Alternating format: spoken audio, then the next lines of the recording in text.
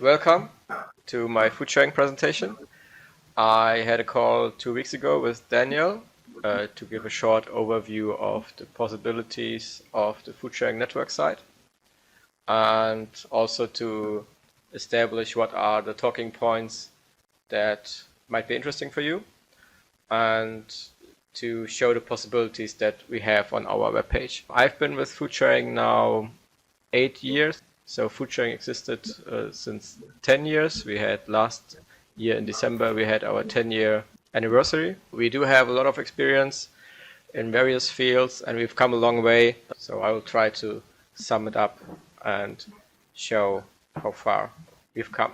So this presentation is probably not complete 100%, but I tried the best to pick the topics that might be interesting for you.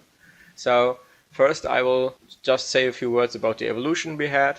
Then I will show a simplified overview of the structural components that we can do. I will explain the food sharing roles to show what are the privileges we have on our system. And then I will explain what we tried to change with the goal system behind it and to show the difference between the carrot system and the food sharing network system. Or I will show the store management. I will briefly explain the rules and reporting system behind it and show a module for the pickup limitation rules. So these are the topics that I think do cover a lot, but of course not all of it. And every topic of this could probably be talked on for much longer. We've come a long way. When we started, there was nothing like food sharing. There was nothing to organize any pickup system or to organize a movement that food sharing was in the beginning in a structural way in any form. So the very first pickups that were scheduled with companies were organized over Google Documents, where there was just the entry of the store and the pickup time and people would just sign up there. And then we had a developer who said, we can do it better. And he started to develop a web page, which we in the end developed to be open source platform. I think 2015 we went open source so that we invite more developers to work on it and also to extend the platform much more. In the beginning we also had no documentation. Nobody told us or could tell us how we do what we do or how we do organize ourselves. So every time we learned something new, we tried to find the best practice, best way of it, how to do it. And in the end, we created a wiki page, our own wiki food sharing network page, where we tried to gather all the information and all the experience we have so that everybody could read up on, and also that we have some kind of instruction manual for new districts who would start and would also look for information. Another thing that came was that when you first begin in a group, you have common sense rules, like if you do a pickup, be on time. But as you grow as a community and as you grow as a group, you get much more diverse, and there might be people coming where the things that you take for granted are not taken for granted. So from this no rule system, we ended up developing a report system where we said we have to have some basic rules that everybody can follow so that we make sure we don't lose any cooperations. For example, if you come too late too often or you don't come at all, the store would say you don't have to show up anymore. Like you are unreliable, we can't work with you in that way. So that was also a development we had over the past years. Also, we had a lot of learning in decision making. Everybody's acting out of best knowledge or best to their knowledge. Now we develop tools so that we have community participation and we have the possibility to vote on the food sharing network platform. We started as a grassroots movement because when food sharing started, it started kind of throughout Germany. Everybody who was interested could start their own chapter or their own district and started talking to stores or started doing some educational meetings about food waste. We've come from this grassroots movement as it's loosely organized to a well and respected partner for the corporations we are working with. It's also in the beginning when you try to talk to stores, they were like, or you like when you go to a store and you try to present food sharing, that you are trying to fight food waste, that you want to help the store to reduce their food waste. They were skeptical because they, of course, never heard of us. And so it was a lot of persuasion that we are reliable, that we keep our words and our agreements that we do with them, and have become a well-respected partner, are now working together with everybody to take action against food waste. It's either with working with stores or with educational meetings like you're having right now. Also, during the time of the development of the platform, we have kind of a more strict role permission system, and we try to loosen this up with the goals permission system to provide more flexibility to it. So that's kind of the steps that we progressed over time and learned from our mistakes, and are still improving and learning every day how we can do it better.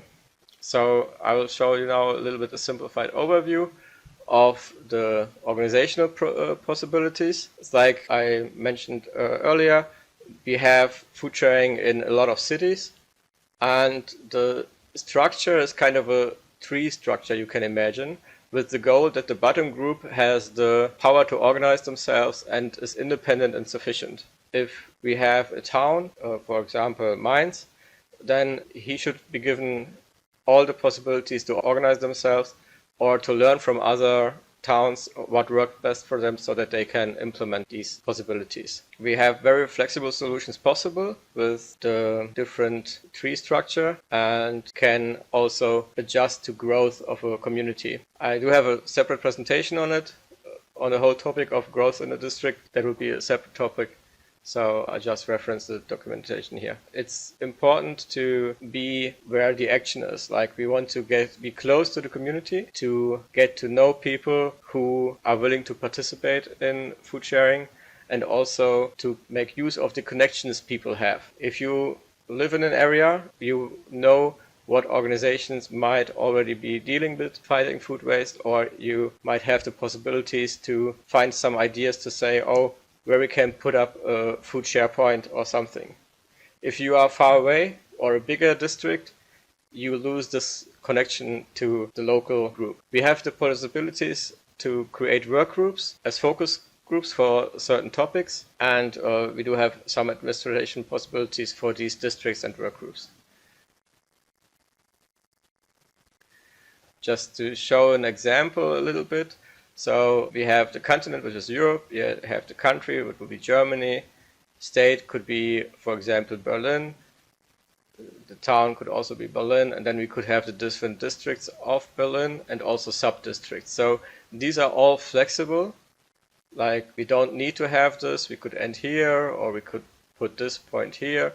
So, and on every point, we can put work groups where people could gather and work together. And for the permission systems with goals, we can have them also in different part of the tree. But I will get to that when I explain the permissions more. This is an example of how a district or work group looks like. So we have one part of the page that is a forum. We have here a list of the ambassadors or admins, and if we have a welcome team, which is a goals group, we have them listed here as well. We have different possibilities. For example, under a district, we can create more work groups. We can have our food share points. We do have the poll option. We can list the members which are in this district, show some statistics, and have options for some different settings. This is an example of the most used and common used tools to invoke the community. Is on the one hand to create events, to facilitate offline and online meetings, so we can say when and where, if it's online or offline. We do have a simplified voting tool for group decisions or polls, also integrated into each work group and district page, where, for example, the position of ambassadors or the position of certain work groups should be voted on, so that we can see it's a community decision that everybody agrees that this person should do this job. And we do have also a big blue button integration into our website. So with every work group and every district, you can have a video conference which creates their own room for a big blue button conference. So I will just explain the Foodsharing roles that we have. So we have 5 different roles, maybe 6 you could say. So the first, when you sign up, you are a food sharer, and a food sharer can only create and request food baskets and write on the food share points walls, but they can't join the community and they can't see the stores that we have in the community. But if a food sharer does a quiz, this is like a small quiz about the wiki we wrote where we describe how food sharing works, he becomes a food saver, and with a food saver he can join a community and participate in pickups as well, once he is verified. But a food saver can't create any stores or become a store manager. For the next step, he would have to make another quiz to become store manager. And as a store manager, he can create stores or be appointed to stores. The next level would be an ambassador. An ambassador is like an administrator of the district or the work group, and he has a lot of privileges, so it has to be considered how it's used. For example, an ambassador can look into all stores that are in his district. The rules have to be clear when to engage and when not, because you already have a store manager who should be managing the store. Then we do have some organizational roles, which are to create these districts and work groups, or other roles that are more for site administration purposes. From these we can't give out a lot because of the data privacy agreements, a very powerful role. And then we have the workgroup admins, because the administrators have the possibility to do a voting in their workgroup. I will explain the goals, possibilities of the privileges soon. So these are the main roles that we have in food sharing and that we talk about. That if you talk about a food saver or a store manager or an ambassador or an admin of a certain work group specific is the overview that we have. So some user roles have technical possibilities according to responsibilities, like the store manager can create a store and manage the store, but it's always that only because somebody can do something, it doesn't mean it should be done.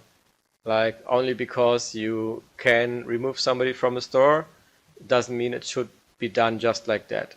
So we do need social conventions and communication when somebody can use their assigned privileges for the user roles is necessary. I will explain this when I come to the store management side. I already said that food savers are the ones that can do the pickups, and that you have to do a quiz after you sign up to be eligible to become a food saver. Another step is that we verify the food savers. An example for verification I found for Couchsurfing example, where they also check the government ID and to ensure that you are a real person. And that's the same reason why we are doing it. We need to verify the food saver, so is this person who he says he is? And do we have their contact information in a worst case because of food laws, if something goes bad, that we can contact this person and say, hey, you might have picked up something that has gone bad, please throw it away and don't share it with anybody. Also, to know that every profile is a real profile also builds trust and prohibits fake profiles for people who just want to spam or write fake messages. And also that our legal agreement is valid. It has to be verified that this is a real person, because we say that the person takes the responsibility of rescuing and sharing the food. And the verification process is done by ambassadors. They can use any legal document that identifies that person and also identifies where they live. After that verification process, the ambassadors can print out the food sharing badge so that food savers can identify themselves as an active food saver. This is a graphic about the process of becoming a food saver. So the user signs up, is a food sharer, does the quiz, becomes a food saver, and when he's a food saver, he can enter a district, and the ambassador gets the welcome notification that somebody joined the district, and he becomes a food saver in training.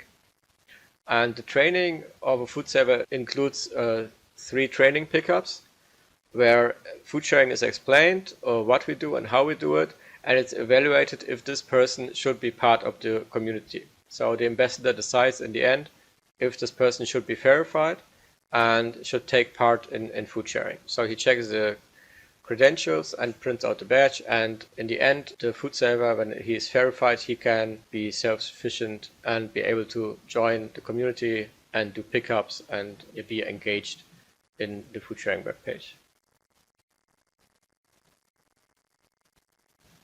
So now I want to explain a little bit about the goals system, which I mentioned a couple of times. So the German word would be gruppenorientiertes Aufgabenlösungssystem.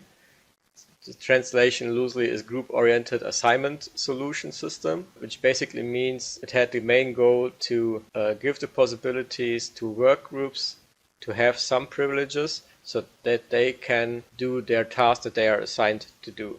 There's also a detailed presentation to it, which explains all the steps and also all the workgroups that there are. So this is just a short overview. This is an overview of the privileges an ambassador has.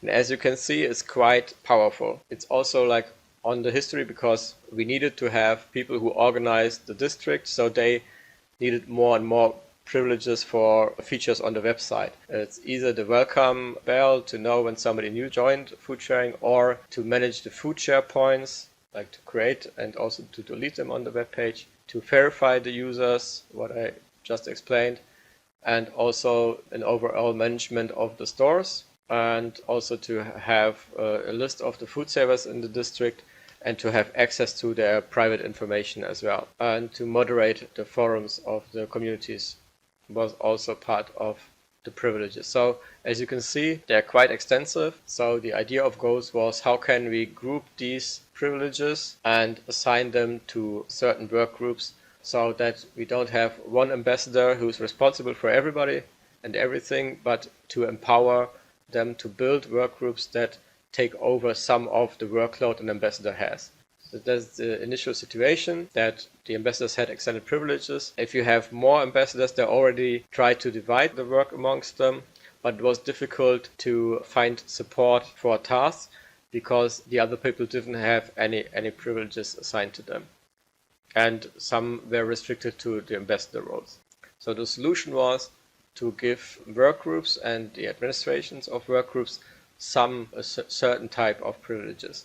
And because we would have work groups with their privileges, these work groups could work self-sufficient and independent from an ambassador on their task. And we could also say that for certain topics, you could have specialized groups who would give a training to a topic. The chances that we wanted to build with this is that tasks could be more divided on more shoulders. Also that you have a contact person who has the time and focus to a topic, to focus on a task.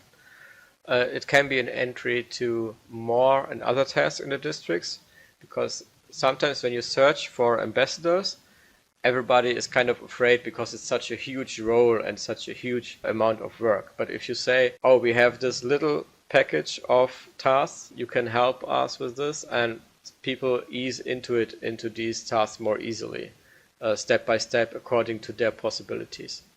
And the more people join, the less the ambassador has to do themselves. We try to reduce hierarchy with this. Every food saver can select their task according to their strengths and interests, and to empower the community to participate in these tasks and not leave everything to the ambassador. So the goal system has the opportunity that it's modular, because the work groups don't have to be created all at once. It's more like as the group grows and people join and want to participate in the task, you can say, oh, we have some people who are interested on working on it, so now we can create a work group for Food SharePoint, for example, that this group focuses on. Due to the separation of these work groups, the tasks are clear and transparent. Like if you know somebody is an administrator of a Food SharePoint work group, you roughly know what they are working on, and also that that's the person you need to talk to if you have questions about the topic. So this should also empower more users to engage in the community and to pick a task. This is kind of an overview what the idea behind this was. So instead of having one ambassador who does everything, we want to engage the community, that they build specialized work groups so that they can work on those tasks. So if we have an ambassador who has been doing the greetings of newcomers, we say this can be done by a welcome team. They get the message when somebody new joins and greets them and organizes the introductory pickups, for example. So that's not necessarily a task the ambassador has to do or has to do alone. So it has become much more easier to ask other people for help in these tasks that the community has and faces. And so this is like a rough overview. So and each topic here is one module of ideas. Like we have the Foodshare point team that would be responsible for all the Foodshare points in a district, either to manage them or to find maybe new places to open a Foodshare point. We have the store coordination team, which would look if the entries that we have on the webpage of stores are correct, and also if the store is up and running or if something is not going well. We have our local report group and arbitration group and mediation team for the report system. And we still have the ambassador, of course, who is there to manage the group and also to empower people to join tasks. And we have the possibility for a moderation team, because some districts have the possibility that not everybody can create a new thread, but it has to be approved. And we have the possibility of a voting team for districts that would also work on polls, or if there's voting on an ambassador or things like that. So how does it look like in the end? I showed before all the privileges were with the ambassador, and with the separation on work groups, we can see that some of these privileges are now at the work group, and we can engage other people to join more easily. For example, we have here a store coordination team, a Foodshare point, and a welcome team. So these are tasks that the ambassador doesn't have to do. He can still, of course, join these work groups if he wants to, but it's not necessary anymore. So the goal should be to empower people and encourage people to take over some of the tasks or to support an ambassador in their tasks that they have to do. This frees up more time and capacity by the ambassador to follow other topics or to work on empowering other people. So I will show the store management on Foodsharing Network, because that's a big difference to Foodsharing Carrot. So to manage a store, you must be a verified food saver, and you must have taken the quiz for the role of a store manager. In the account options, you have the quiz to become a store manager, and then you will get the option to create a new store. So not everybody can create a store. So why is that? In the beginning, of course, we had no rules or less rules and no restrictions. And what happened was that somebody joined Foodsharing and they would just create stores everywhere. So it would create a lot of confusion, because of course you don't have the capacity to manage all stores or to talk to every store, and you have to check with your community if you have the possibilities and the capacities to manage to pick up food from the store. That's why we need social conventions as well. It's like, when can we create a store on the platform? For example, we talk on a group meeting about it first, or we talk to the ambassador with the important questions: do we have the capacity, and who wants to be the store manager? Who wants to take responsibility to talking and managing the store, and also with the store owner themselves? Because some people might be very good at it, like they could talk to 10 stores, but you can't manage 10 stores at once. You would have to find other people who would take over some of the responsibility, so that's shared for everybody. And also to decide who can participate in the team store. Like, is this a store that's open for everybody, or what are the rules we have? It should be transparent to reduce conflicts and misunderstandings. Like, our stores can be closed, so not everybody can join, or people can apply for these stores and you can approve or decline them.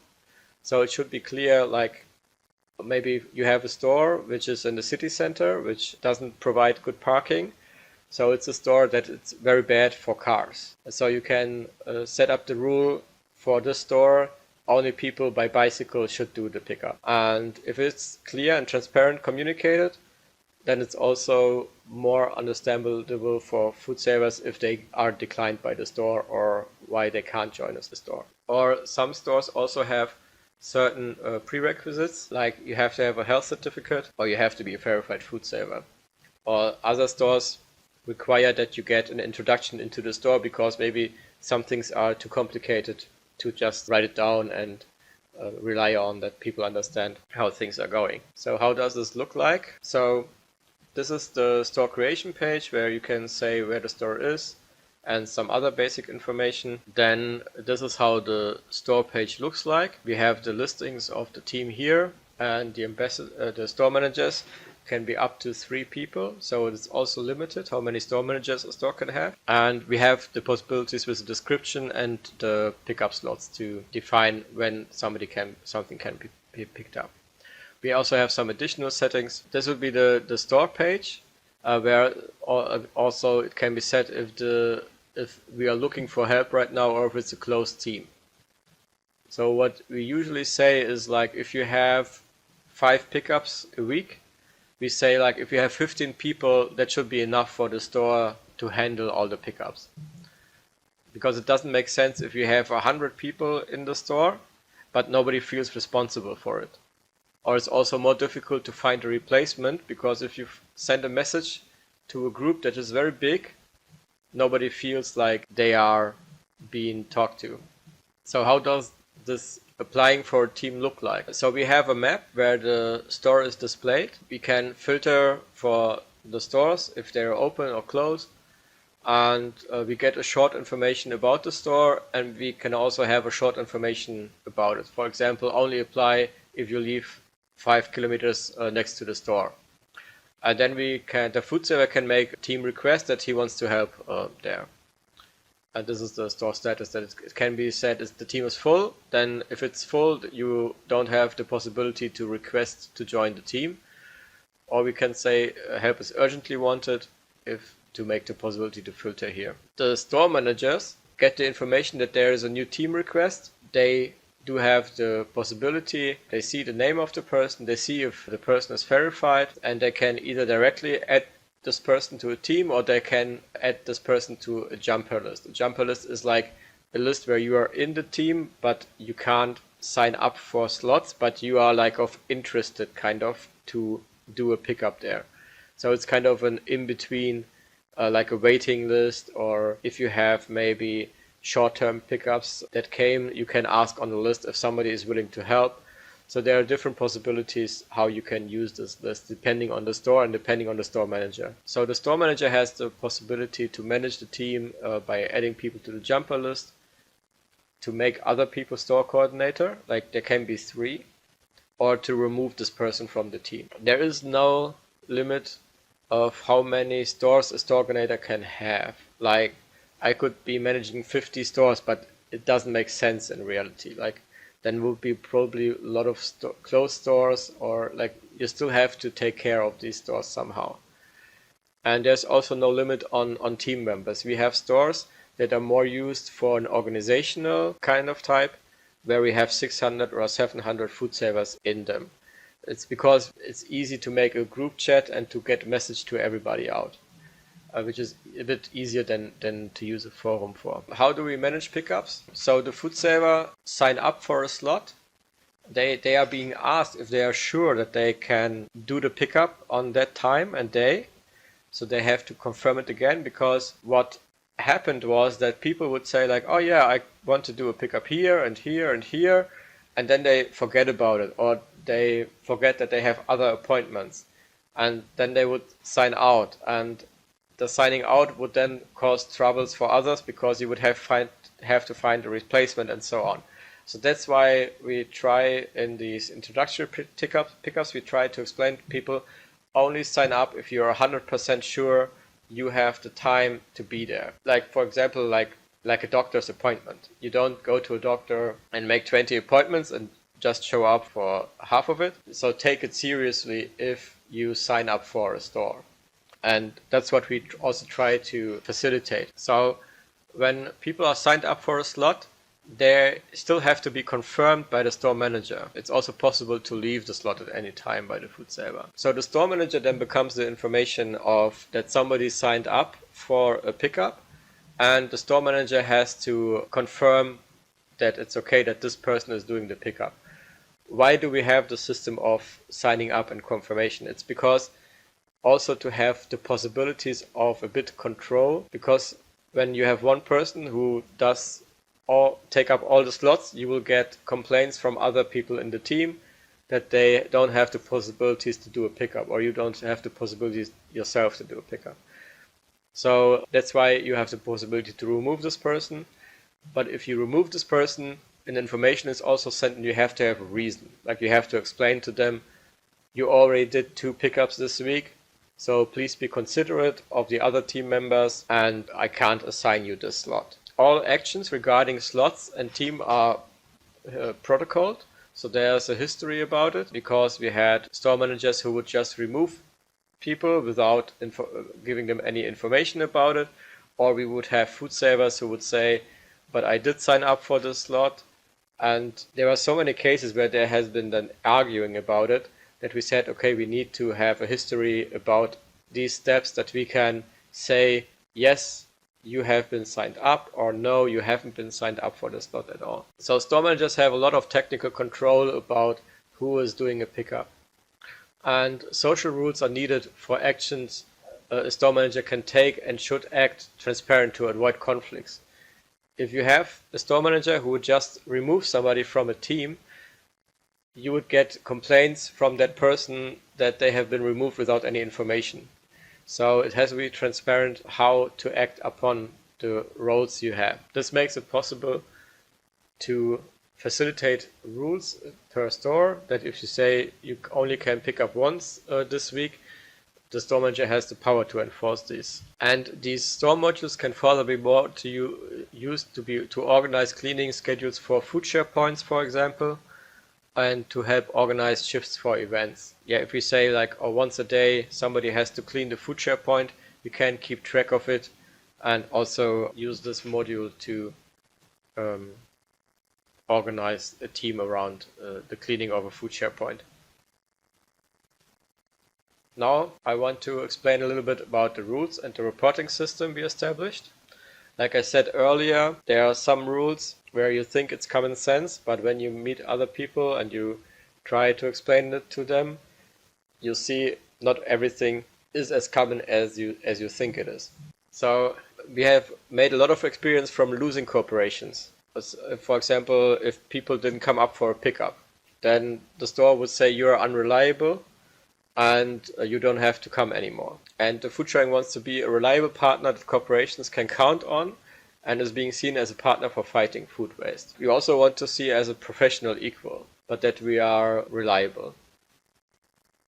And also that we want to raise food waste awareness throughout society. So we have a set of rules that ensures Foodsharing is reliable and a respected partner that values the trust being given based on principles that everybody can follow. So we have some rules that are based on experiences from pickups and the corporations we lost or the conflicts that arose. So, for example, we have rules that are more like for quality assurance, like be on time, don't have any animals with you, because we are behind in the stores in restricted areas, and if we have animals, that somebody might trip over a dog or something.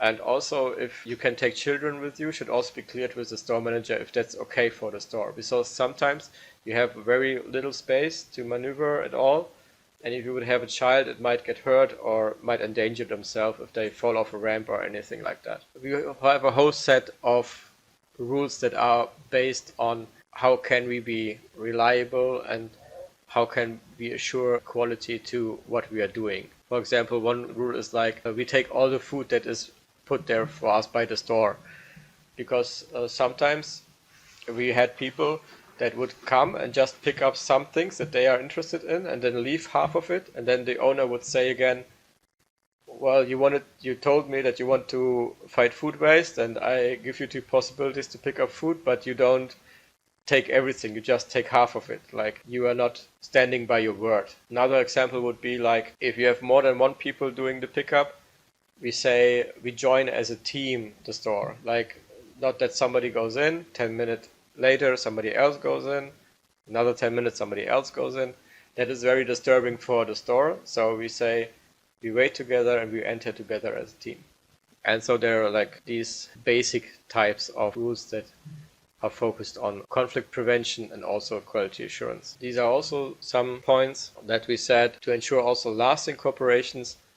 For example, that stores must be, and all the pickups of the stores must be done via the Foodsharing network page and not by any messenger or anything else outside the page, so that everybody can have the possibility to join. So these are focused more on the experiences with the actual handling of the store. So we have a set of rules, and of course it's always helpful to talk with this person and to explain it to the person, but sometimes people were shy to talk about it with this person or not interested to explain this to another person. So we looked at the reporting systems of other providers, for example Facebook and Be Welcome and Instagram, also Trust Rules and LinkedIn. So every web page that deals with any kind of social interaction has a reporting system facilitated to ensure that people can report someone if they have done something that endangers either others or is not according to our guidelines. And so if somebody misses their appointment, it should be possible to report this, because if this happens once, maybe it might be possible to manage this, but if it happens more than once and also in different stores, till you catch up on it, it might take a long time, and then you might also have lost cooperations by then. So we did come up with our own reporting system that other providers also have for their needs. The reporting system should also be subsidiary, like on a local possibility. The people handling with these reports should be voted and elected by the community, and they should also respect the privacy and act with care about the things that they have been told. Also to have, because it's a delicate matter, for if somebody didn't come for a pickup, you should be able to talk to this person and to explain the importance of this rule, why it's important to come to a pickup when this person signed up for. There might be something like they forgot, then you can talk about it. Okay, what can we do to ensure that you don't forget if you sign up for a pickup? Or if they had an emergency, it might also be like something happened at work, they had more stress, like to give them options how to deal with that situations if they arise. The report system we have is not with the main goal to speak out consequences, but to educate people why it's important to follow this rule.